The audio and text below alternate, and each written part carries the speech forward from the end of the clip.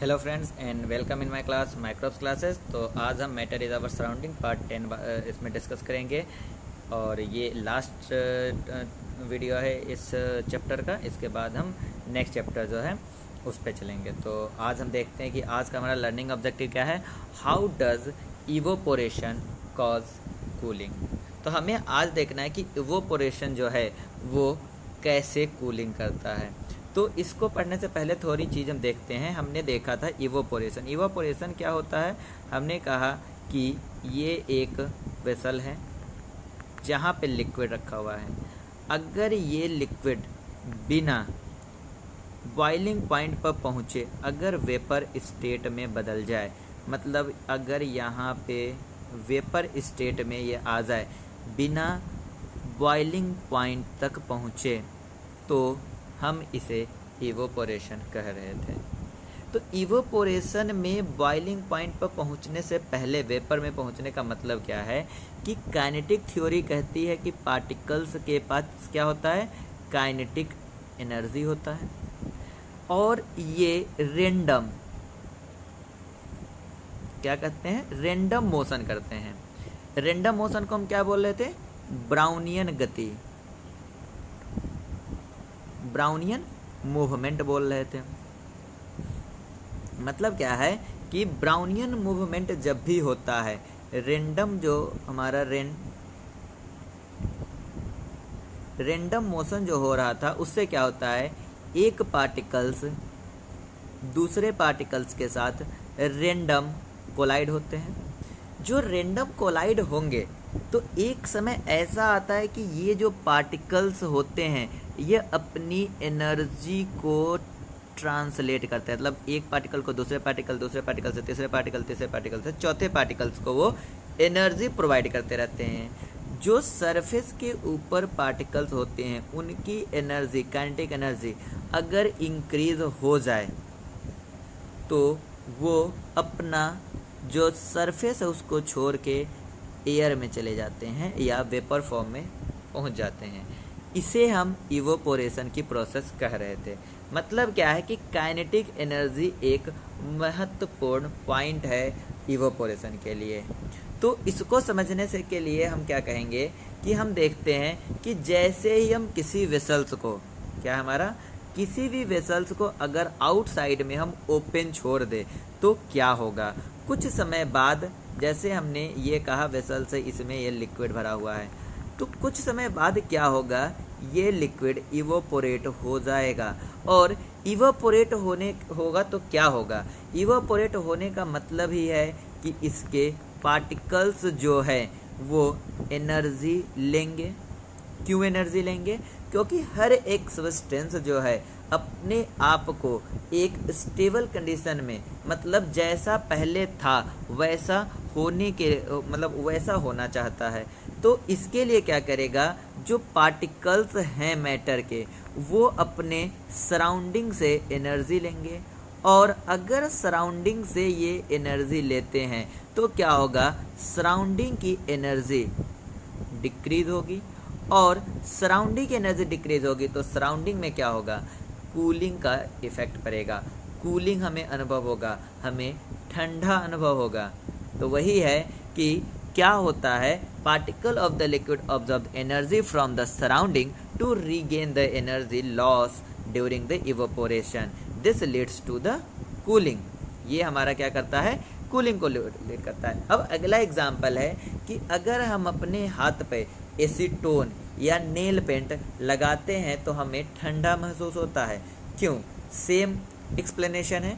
इसमें भी क्या होता है, एसीटोन या जो नेल पेंट है उनके पार्टिकल्स जो है इवोपोरेट होने के लिए हमारी बॉडी से एनर्जी लेते हैं। हमारी बॉडी से एनर्जी लेने से हमारी बॉडी का जो हमारी सराउंडिंग है उसके चारों तरफ एनर्जी कम हो जाता है, एनर्जी डिक्रीज होती है, जिससे कि हमें ठंडा महसूस होता है, हमें ठंडा फील होता है। तो इसका भी एग्जाम्पल सेम है, कंसेप्ट वही है।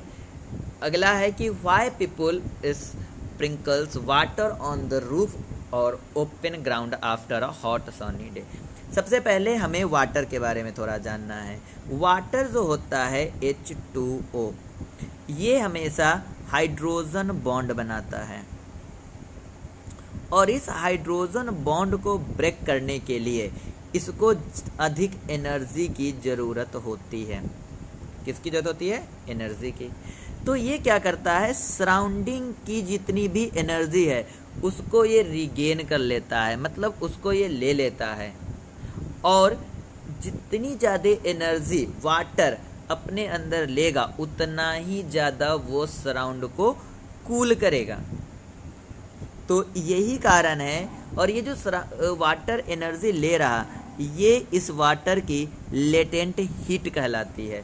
तो मतलब क्या है कि वाटर की लेटेंट हीट इतनी ज़्यादा होती है कि वो मतलब एक्सेस एनर्जी को कंज्यूम कर लेता है, ले लेता है और जो सरफेस है या सराउंडिंग है उसको ठंडा कर देता है। यही कारण है कि सनी डे या हॉट सनी डे के बाद हम वाटर को स्प्रिंकल्स करते हैं। तो यहाँ भी आपको समझ में आ गया होगा थोड़ा बहुत। तो अगला हमारा क्वेश्चन है, हम कॉटन के कपड़े क्यों पहनते हैं समर में? तो कॉटन के कपड़े पहनने से पहले हमें जानना है कि कॉटन का फीचर क्या है। कॉटन एक बहुत ही अच्छा वाटर ऑब्जॉर्वर सब्सटेंस है। कॉटन जो होता है वो वाटर को ऑब्जॉर्व कर लेता है। आपने पढ़ा है कि अगर सराउंडिंग में वाटर वेपर जो है अगर ज़्यादा हो, मतलब ह्यूमिडिटी ज़्यादा हो, तो इवोपोरेशन कम होगा। हमारी बॉडी में गर्मी के दिन में बहुत ही एक्सेस अमाउंट में स्वेट निकलता है। अगर स्वेट इसीलिए निकलता है कि वो हमारे इंटरनल टेम्परेचर और एक्सटर्नल टेम्परेचर को जो है संतुलित कर सके या इक्विलिब्रियम में ला सके। मतलब क्या है कि हमारी बॉडी से जो है एनर्जी वाटर वेपर जो है स्वेट के रूप में निकल जाता है। अब अगर हमारे बॉडी के चारों तरफ वाटर वेपर्स की संख्या ज़्यादा होगी तो इवोपोरेशन कम होगा। अब इवोपोरेशन या स्वीटिंग कम होगी तो हमें उतना ही ज़्यादा हमारा बॉडी का टेम्परेचर डिसबैलेंस होगा। तो इसके लिए क्या है कि स्वीटिंग होना ज़रूरी है। मतलब क्या है कि पसीना का निकलना ज़रूरी है। अब जितना पसीना निकलेगा वो उसके सराउंडिंग के चारों तरफ जो है वो अपना ह्यूमिडिटी बढ़ाएगा तो हमारा क्या है, स्वेटिंग कम होगा। तो उससे बचने के लिए हम कॉटन का कपड़ा यूज करते हैं, क्योंकि जितना हमारा स्वेट निकलेगा कॉटन का कपड़ा उसको ऑब्जर्व कर लेगा और हमारे बॉडी के चारों तरफ जो है एक्सेस इम्पेटस स्पेस छोड़ देगा, जिससे कि हमारे जो अधिक स्वेट है वो ज़्यादा से ज़्यादा इन्वायरमेंट में इवोपोरेट हो सके। तो वही लिखा है, cotton is a good observer of water which help in observing the sweat and exposing it to the atmosphere for easy evaporation.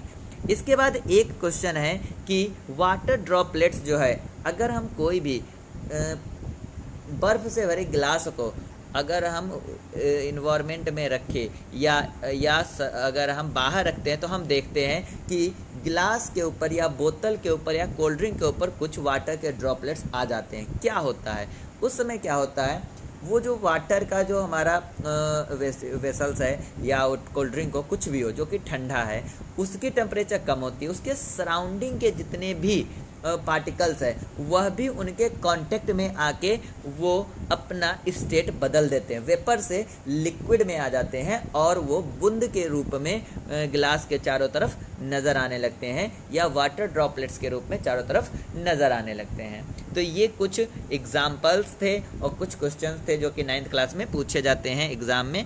तो और बाकी कम्पिटिटिव एग्ज़ाम में भी एक बहुत से इससे बहुत से MCQ बनते हैं। और यहाँ पे ये चैप्टर जो है आपका कंप्लीट हो रहा है। अगर आप नए हैं चैनल पे तो चैनल को सब्सक्राइब कर लीजिए, जिससे कि हमारे लेक्चर आपको टाइम टू टाइम मिलते रहे। अगर आपने इस चैप्टर के और लेक्चर नहीं देखे हैं तो आप डिस्क्रिप्शन में जाइए, वहाँ पर मैंने आपको लिंक दे रखा है, वहाँ से आप मेरे अदर लेक्चर देख सकते हैं। Thank you for watching this video.